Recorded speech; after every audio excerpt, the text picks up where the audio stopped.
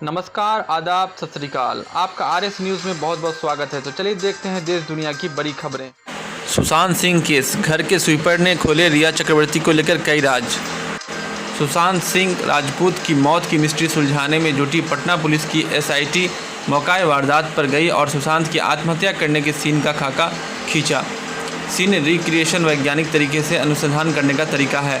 सूत्रों की माने तो अफसर बारीकी से देख रहे थे कि जिस कमरे में सुशांत का शव मिला, क्या वहां कोई आत्महत्या कर सकता है। इस पूरी प्रक्रिया के दौरान सुशांत के कुछ कर्मी भी मौजूद थे। सूत्र बताते हैं कि घटना के काफ़ी दिन हो चुके हैं, लिहाजा सुशांत के कमरे या पूरे घर में ऐसा कोई साक्ष्य नहीं मिला जिसका इस प्रकरण से संबंध हो। पुलिस टीम ने घर के स्वीपर से भी पूछताछ की। स्वीपर ने बताया कि रिया मैडम की इजाज़त के बिना कोई भी घर में नहीं घुस सकता था। मैडम ही तय करती थी कि सुशांत के कमरे में कौन जाएगा और कौन साफ़ करेगा। खासकर सुशांत के कमरे में किसी बाहरी कर्मी को जाने नहीं दिया जाता था। एक समय ऐसा आ गया जब वे अपने ही कर्मियों से नहीं मिल पाते थे।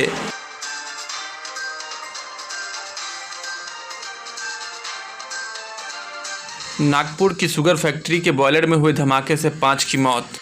महाराष्ट्र की नागपुर स्थित Manas agro industries and infrastructure limited की शुगर फैक्ट्री के बॉयलर में धमाके से 5 लोगों की मौत हो गई। बतौर पुलिस एक मृतक की उम्र 42 साल थी, जबकि अन्य मृतकों की उम्र 30 साल से कम थी।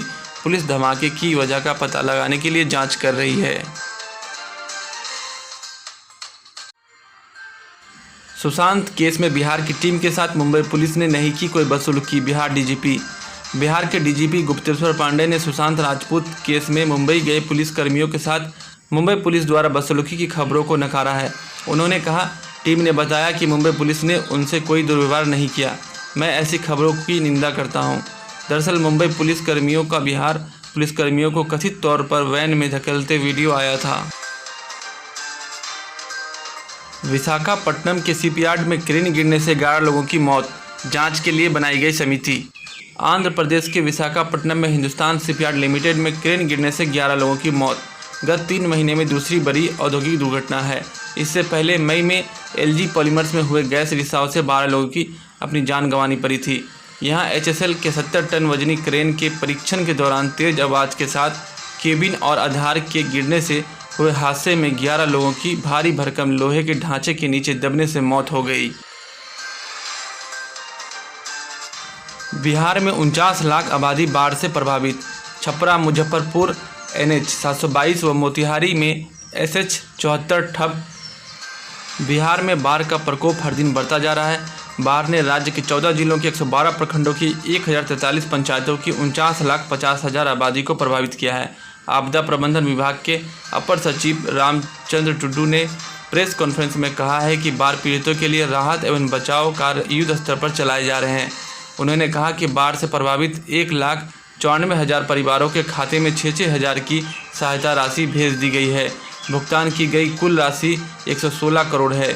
शेष प्रभावित परिवारों के खाते में भी शीघ्र ही राशि भेज दी जाएगी। राज्य के विभिन्न जिलों में 1340 सामुदायिक किचन चलाए जा रहे हैं, जिनमें प्रतिदिन करीब 9 लाख लोग भोजन कर रहे हैं। विभिन्न जिलों में 19 राहत केंद्र चलाए जा रहे हैं, जहां पर 27,000 लोग को रखा गया है और उन्हें जरूरी सामान मुहैया कराया जा रहा है। बाढ़ से प्रभावित जिलों में सीतामढ़ी, शिवहर, सुपौल, किशनगंज, दरभंगा, मुजफ्फरपुर, गोपालगंज, पूर्वी चंपारण, पश्चिमी चंपारण, खगड़िया, सारण, समस्तीपुर, सिवान और मधुबनी शामिल है। अशोक गहलोत की पीएम से गुहार, बोले राजस्थान में बंद कराएं तमाशा, बढ़ गए खरीद फरोख्त के रेट। राजस्थान में जारी सियासी संकट के बीच 14 अगस्त से शुरू होने जा रहे विधानसभा सत्र से पहले मुख्यमंत्री अशोक गहलोत किसी तरह का जोखिम नहीं लेना चाहते हैं। यही वजह है कि एक तरफ जहां उन्होंने अपने समर्थक विधायकों को जयपुर से दूर जैसलमेर शिफ्ट करा दिया है, तो वहीं दूसरी तरफ पीएम मोदी से कह रहे हैं कि राजस्थान में जो विधायकों की खरीद फरोख्त का तमाशा चल रहा है वह बंद होना चाहिए। गहलोत ने मीडिया से बात करते हुए कहा, प्रधानमंत्री मोदी को राजस्थान में जो तमाशा चल रहा है उसे बंद करना चाहिए। राज्य में खरीद फरोख्त के रेट बढ़ गए हैं, क्या तमाशा चल रहा है। उन्होंने कहा कि पीएम मोदी के कहने पर लोगों ने ताली थाली बजाई और मोमबत्ती जलाई। देश की जनता ने उन्होंने 2 बार मौका दिया। ऐसे में चाहिए कि जो कुछ राजस्थान में तमाशा चल रहा है उसे पीएम मोदी बंद कराए। भारत से बिगड़ते रिश्ते का चालाकी से फ़ायदा उठा रहा है चीन। बोला, हम नेपाल को अपने बराबर मानते हैं। भारत और नेपाल के बीच आपसी रिश्तों में खटास का फ़ायदा चीन लगातार उठा रहा है। एक बार फिर से चीन ने नेपाल को अपने शब्दों के बांध से फंसाने और उसे भारत से दूर करने की कोशिश की है। शनिवार को चीनी राष्ट्रपति शी जिनपिंग की अगुवाई में चीन के शीर्ष नेतृत्व में चीन नेपाल मित्रता के निरंतर विकास की सराहना करते हुए कहा कि बीजिंग ने हमेशा काठमांडू को अपने बराबर माना है। चीन की यह प्रतिक्रिया इसलिए भी अहम है क्योंकि भारत के साथ बीते कुछ समय से नेपाल के रिश्ते अच्छे नहीं हैं। वहीं चीन के साथ उसके संबंध लगातार बेहतर हो रहे हैं। चिदंबरम ने कहा, महबूबा मुफ्ती की हिरासत को बढ़ाया जाना कानून का दुरुपयोग। कांग्रेस के वरिष्ठ नेता पी चिदंबरम ने कहा कि जन सुरक्षा कानून के तहत पीडीपी नेता महबूबा मुफ्ती की हिरासत को बढ़ाया जाना कानून का दुरुपयोग और देश के प्रत्येक नागरिक के संवैधानिक अधिकारों पर हमला है। साथ ही उन्होंने महबूबा की फौरन रिहाई की भी मांग की। पूर्व केंद्रीय मंत्री ने ट्वीट किया, पीएसए के तहत महबूबा मुफ्ती की हिरासत को बढ़ाया जाना कानून का दुरुपयोग और प्रत्येक नागरिक को प्राप्त संवैधानिक अधिकारों पर हमला है। चिदंबरम ने कहा, 61 वर्षीय एक पूर्व मुख्यमंत्री 24 घंटे सुरक्षा गार्ड की पहरेदारी में रहने वाली शख्स जन सुरक्षा के लिए खतरा कैसे है। पूर्व केंद्रीय गृह मंत्री ने कहा कि पीडीपी नेता महबूबा ने सशर्त रिहा किए जाने की पेशकश ठुकराकर सही की, क्योंकि कोई भी आत्मसम्मान रखने वाला नेता यही करता।